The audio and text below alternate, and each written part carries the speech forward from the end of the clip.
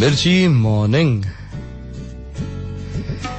ગાંધીજી અને રવિન્દ્રનાથ ટેગોર આ બંને શાંતિ નિકેતનના બગીચામાં મોર્નિંગ વોક કરતા હતા. સૂરજ દાદાએ હજી કલકત્તાના આકાશમાં ડોક્યું કર્યું નહોતું. સરસ મજાનો ઠંડો પવન વાતો હતો અને બંને જણા ભીતરથી એકદમ શાંત હતા. એમને કોઈના વોટ્સએપ નહોતા ચેક કરવાના કે કયા ગ્રુપમાં કોનો મેસેજ આવ્યો, કયા ફેમિલી ગ્રુપમાં કોણે ગુડ મોર્નિંગ કીધું, કોણે ન કીધું. ગાંધીજી અને રવિન્દ્રનાથ ટેગોર બંને મોર્નિંગ વોક કરતા કરતા એક જગ્યાએ અટક્યા. બાલ સૂર્યનો કૂણો કૂણો તડકો ગુલાબના છોડ ઉપર પડ્યો. સૂરજના નાજુક કિરણો ગુલાબની નાજુક કળીઓ પર ઝાકળ બિંદુ બાજેલા હતા એની પર ઝળકવા લાગ્યા.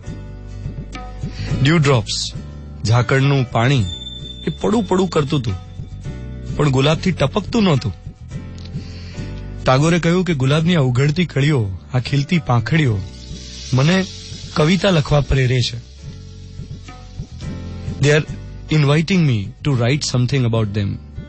મને કવિતા લખવાનું મન થાય છે આ ગુલાબ જોઈને.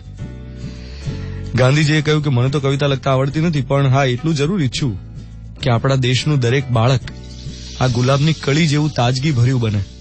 દરેક બાળક આ નાજુક ગુલાબની પાંખડીઓની જેમ વિકાસ પામવાના સપના જુએ. દરેક બાળકના વિચારો સુગંધિત રહે, બીજાને સુવાસ આપે. એક નાનકડું ગુલાબ બે મહાન લોકોના મનમાં એમની પ્રકૃતિ પ્રમાણે કેટલા ઉમદા વિચારો પ્રેરી શકે. તો આજનો મોર્નિંગ મંત્ર એ છે કે તમને ગુલાબની નાજુક કળીઓ જોઈને વિચાર શું આવે? આર્કિટેક્ટનું માઇન્ડ હોય તો ડિઝાઇન ગમે, પેઇન્ટરનું માઇન્ડ હોય તો એને કલરના અલગ અલગ શેડ્સ એના પર ધ્યાન રહે. અને આપણે ફોટો ક્લિક કરીએ, એના પછી ફોટો જોતાય નથી. હા, તમે કેટલી બધી જગ્યાએ ફરીને આવ્યા, આ વેકેશનમાં ક્યાંક ગયા હશો, ત્યાં કોઈક નૈસર્ગિક દ્રશ્ય જોવા મળ્યું હશે, પ્રકૃતિનું સૌંદર્ય જોવા મળ્યું હશે, એનો ફોટો ક્લિક કર્યો હશે તમે. પછી તો જવા દો,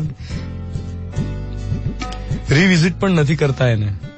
કદાચ એનું અસલી સૌંદર્ય નથી માનતા, માત્ર એને મોબાઈલમાં કેદ કરી લેવાનું વિચારીએ છે.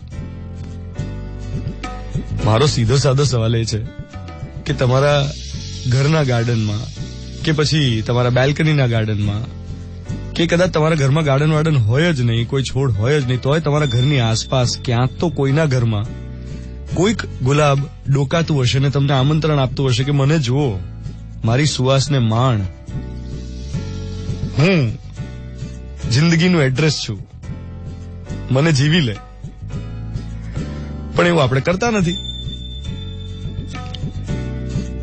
એક પિતા હોય તો એને ભલે મોટો થઈ ગયો હોય દીકરો, પણ પોતાના બાળ શિશુનો ચહેરો ગુલાબમાં દેખાઈ શકે.